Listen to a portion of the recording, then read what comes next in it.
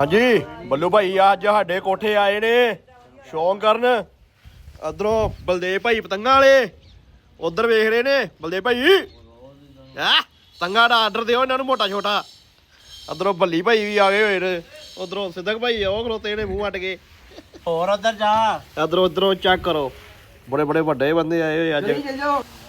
ਉਧਰੋਂ ਬੱਲੂ ਭਾਈ ਉਧਰ ਬੱਲੂ ਭਾਈ ਗੁੱਡਾ ਟੁੱਟਣ ਦੀ ਤਿਆਰੀ 'ਚ ਚੈੱਕ ਕਰੋ। ਓਏ ਕੀ ਆ ਬੱਲੂ ਭਾਈ।